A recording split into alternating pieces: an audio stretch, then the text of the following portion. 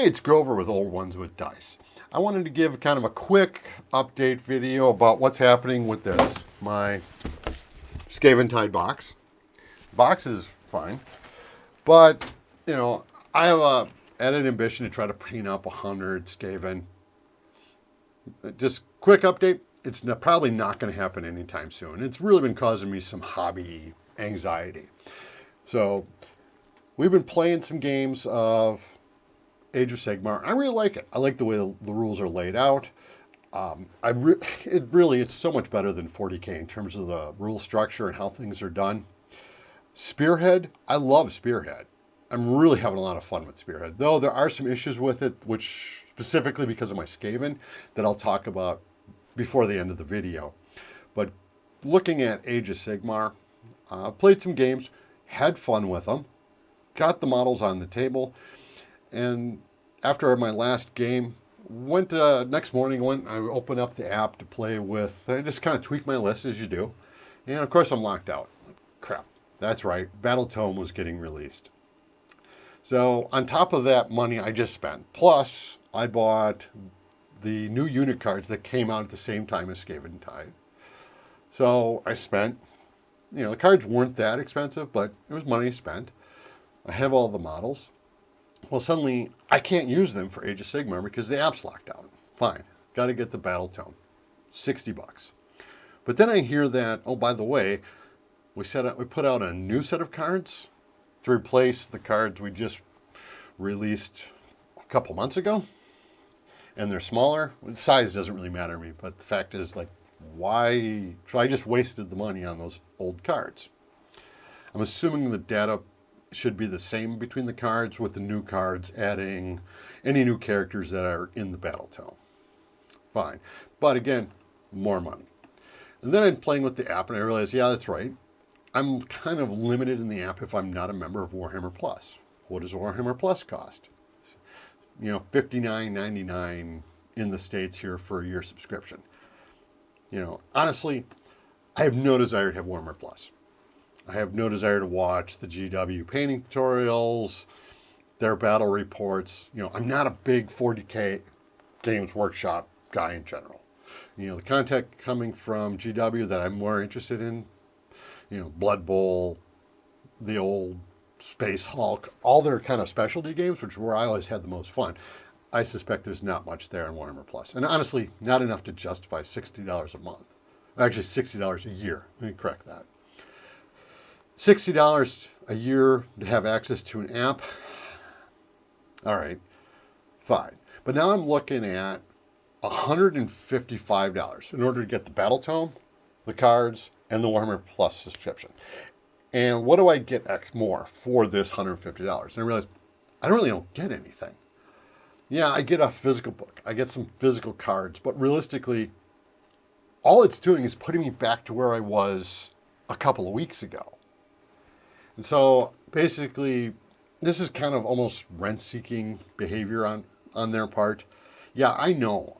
I'm fine buying the Battle Tome. I could probably make do without the new cards.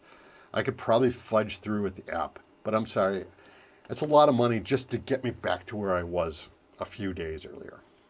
And this frustration has really led me to a point where I'm like, man, I don't want to work on these Skaven. And because every time I look at another project, I'm like, man, I don't want to work on it because I've got those Skaven to work on. And so I finally just said, you know what, screw it.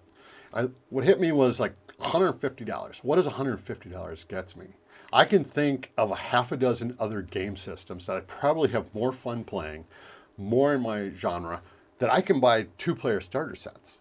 And it gave me thinking, well, that's my next video probably, is going to be, a list of 2-player starter sets you can get for $150 or less. Infinity, Blackout, I believe Steel Rifts has player sets.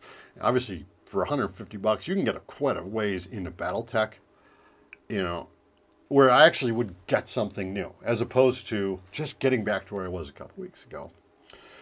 Dana Howl did a really good video a while ago talking about GW's business practice in terms of, and she referred to it as microtransactions. I'm going to put a link to her video. If you're not subscribed to Dana Howl, my God, follow the link, subscribe to her. It's a great channel. You know, in terms of my thought process being stuck, not being able to get projects done because I'm hung up on one. Ironically, this morning, Lyla Mev, the mini witch, she put out a video talking exactly about that. Getting hung up on one project and it stalls everything up. It's like, it's fine, set it aside, work on something else. And that's what I'm going to do. I'm not going to like throw my Skaven out. I'm not going to say boycott Games Workshop. Games Workshop is who they are. I mean, I've always joked that 75% of playing Warhammer 40K is bitching about Games Workshop. You know, I've never seen a bunch of Games Workshop players, you know, not turn into kind of a bitch fest. It always does. People are always pissed at them about something, and they're a business. They're going to do what businesses do. They're going to try to make money. It's fine. Do I want to continue to give them money for the time being? Probably not. I know exactly how they're going to get me back. You know, they're probably going to, and I don't know, I would hope to see it. I love some of the mechanics that are happening in Spearhead. I like the card mechanics. They're great, actually. It makes for a really fun, quick game with a lot of variability game to game. Even though your models don't change, you know, having those cards, it really adds something to it. Seeing them integrate something like that into Combat Patrol, now that's probably how they're going to suck me back in. But for the meantime, I will probably continue to work on getting my Skaventide Spearhead armies painted up. I have enough models to build both Spearheads actually right now. I already have I didn't get was, I don't know, the big artillery piece and the Storm Fiends. I already have those models I bought used from a friend of mine. And so I should be able to give me some options there, and there'll be a painting process. In fact, I don't know what I did with it. Oh, here. This is just a little test one. You know, I'm not real happy with this one, but this was kind of a test. The fur is too dark, and the pink is too pink, but I'm working on it. Anyway, in the meantime, hopefully we'll start seeing some videos. Now that I've got this kind of cathartically out of my way, go ahead and, you know, if you want to see some other games that I'm probably going to spend that money on instead, you know, subscribe to my channel, give me a like, give me a comment. What do you think of Skaventide, AOS 4th edition? Are you playing Spearhead? Are you having fun with it? I mean, because honestly, I really like the mechanics of it. I just, for the time being, AOS, I can't justify spending $155 just to get back to where I was a couple of weeks ago. In the future, will I? Probably. But for now, I think I'm going to kind of focus on some other games that are going to give me some enjoyment. So, I mentioned Lyla Mev. I will also put a link to her page in my description. Another great page, great channel. She does amazing work. I met her in person at Adepticon. She gave me a sticker. It was awesome. So, anyway, until next time, this has been Grover at Old Ones with Dice.